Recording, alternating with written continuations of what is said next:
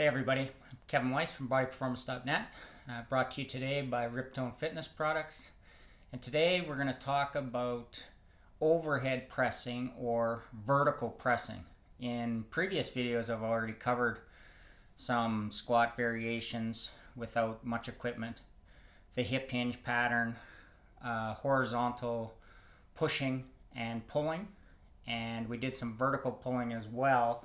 So today we'll cover actual pressing overhead, the vertical pressing motion. And you can work this motion quite easily if you think of movements as opposed to exercises, if you will. A lot of people get hung up on, oh, I need a barbell or I need a dumbbell or I need a kettlebell or something, which is fine if you have access to those things. They're great tools, obviously, but if you just think about, this is the movement that I want to do, in this particular case, overhead pressing, and I need to be able to add resistance to it. It's as simple as that. How you get that resistance is up to you and up to your imagination. And I've seen lots of people are using water jugs or stuff like that, and that's all. Those are all great things. There's nothing wrong with that. They're adding resistance, but they tend to get quite big for what you're trying to do to get enough resistance. So this is where we go back to changing our angles with body weight and then adding resistance, external resistance from the bands, because they're just simply the easiest and the cheapest option available to most people. And you can still overload movements and make them quite hard so that you're keeping up and even building your strength. A lot of the ones that I'll show you today, the movements I actually have to make some of them easier because the resistance is too much. And that's the downfall of a lot of at-home body weight type programs, is the resistance just isn't there. So people are doing so many reps, and it's better than doing nothing for sure. And some people prefer that high rep training, and they're looking for more for circuit cardio type workout. So that's fine if that's what they're doing. But I myself am more interested in strength-based training and working on other aspects of fitness based around improving strength. So we'll get right into it. When we're talking about the movement of the overhead press like this, well, obviously doing nothing with no weight is going to be far too easy. So how do we add resistance to this? Well, if we don't have anything and we're just using our body weight, the simplest way to do it for most people is to go into a downward dog position, the yoga position, and then start adjusting that angle to increase resistance. So as an example, for somebody that is maybe not super strong, they're going to go into this position here and then kind of mimic an overhead press like this. And this is pretty easy, but for a lot of people it'll be challenging. Now, to make this harder, the angle has to be increased until you're more straight up and down, even to the point of, if you raise your feet, it even becomes more difficult. The hardest version of this is obviously a handstand push-up, which, if you're strong enough to do those, that's great. You can have blocks under your hands too to increase the range of motion. And there is people that are strong enough to do that, so really good movement. But what ends up happening with a lot of people is they're not quite strong enough to do those properly, so it turns into some sort of a kipping, spastic type push with very little actual direct work on the shoulders, and it turns into kind of like a whole body movement, which, if that's what you're into, then that's fine.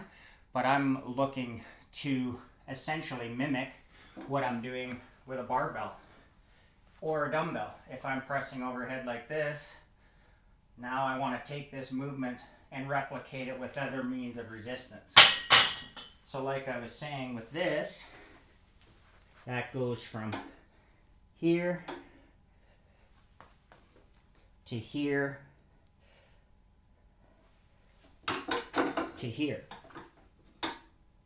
And then I could have something under my hands to increase that range of motion, which would make it harder.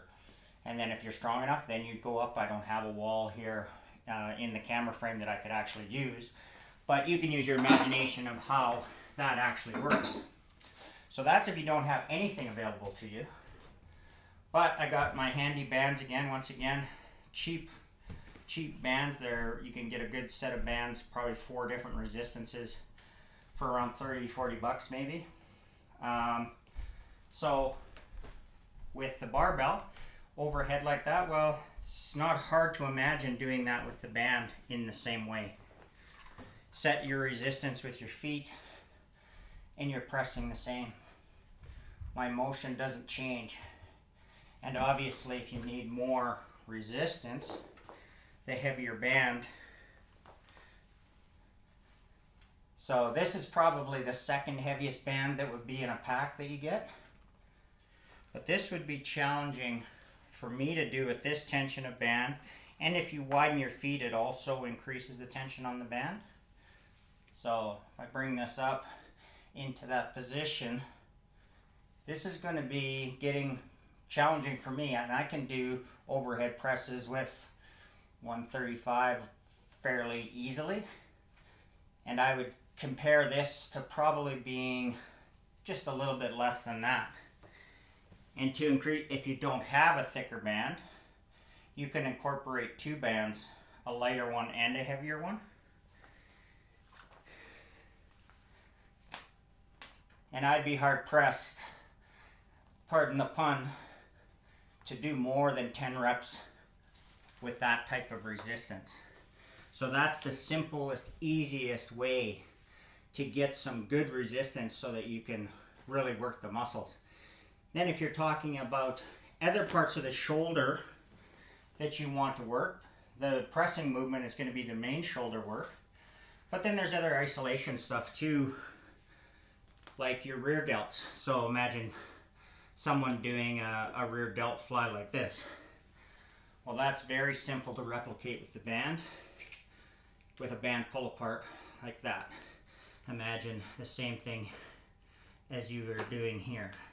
So that can work your rear delts.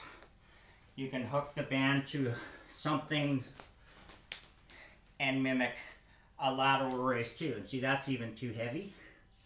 So I adjust the band a little bit higher, and now I'm able to do it. So that's the nice thing about these, is you can adjust resistance instantly, even throughout an exercise.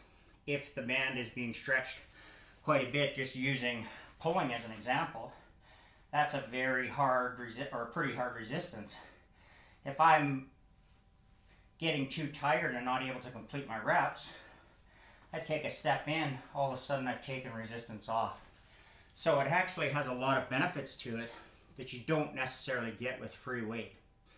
So that's just a few examples of the overhead pressing. It's actually quite easy to work without very much equipment. So I hope this video helps you out. Kevin Weiss from bodyperformance.net, brought to you by Riptone Fitness Products. Hope you're all staying safe. I'll talk to you again soon.